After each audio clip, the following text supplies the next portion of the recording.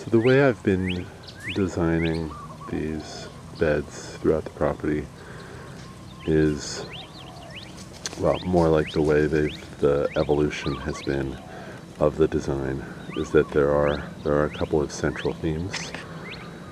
One is there are fruit trees. So in this bed we have an avocado. That's a Kahaluu avocado, University of Hawaii bred cultivar that will eventually really dominate a lot of this space. I'm gonna keep it pruned pretty heavily, but it's still gonna have probably a 15-foot diameter canopy.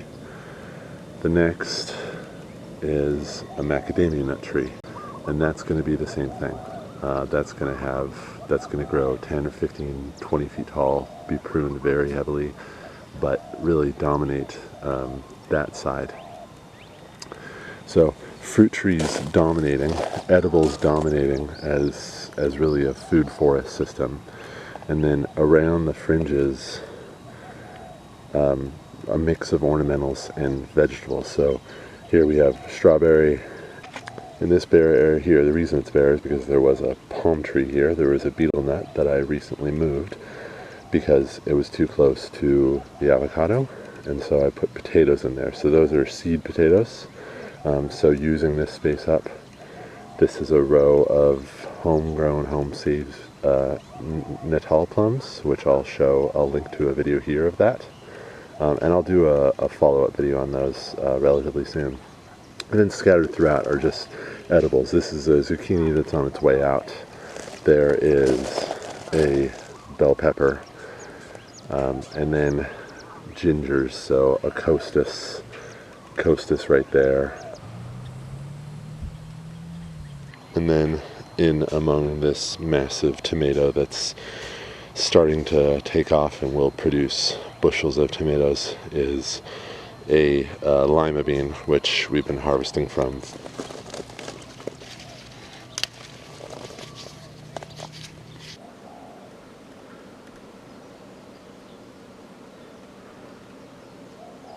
Here's the zingiber ottensii. This guy is a monster, and I finally just cut him all back. It looks like he's mostly deciduous, and I'm seeing some new growth come out, so this is I'm gonna have to check him back pretty heavily. So more hot pepper, and then hibiscus that I'm gonna grow into a tree shape, and other ornamentals.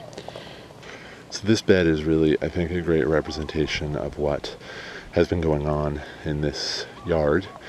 Is ultimately the long-term goal is mostly a food forest with some ornamental stuff in there, and all of the edges growing as much vegetable as possible. And even when the fruit trees are mature, and 10 years from now, when both of these trees dominate the space, I'll still be growing vegetables in all of these open areas, whatever can tolerate the low light.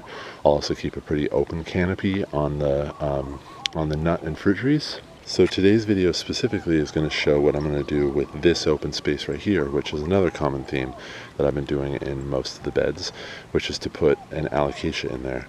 So I'm always on the hunt for new alocasias. I absolutely love them. I think they're just probably among my most favorite plants. And I found an alocasia Regal Shield, which is gorgeous, big foliage, nice dark colors on the backside of the leaves, which I'm a big fan of. So I'm going to put that right in this bare spot here and let that plant sort of become somewhat of an anchor piece for this big bed.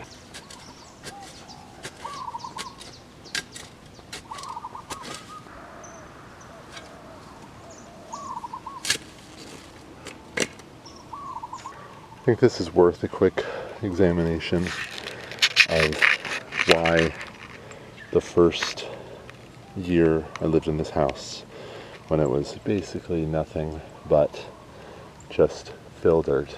The yard was this, just gravel and fill dirt from construction. So I brought in probably close to 200 truckloads of compost, composted yard waste, things from the municipal dump where they take they mulch yard waste. So I brought in loads and loads of mulch, loads and loads of composted mulch, and layered it and layered it and layered it. And after a year and a half, 2 years, end up with this.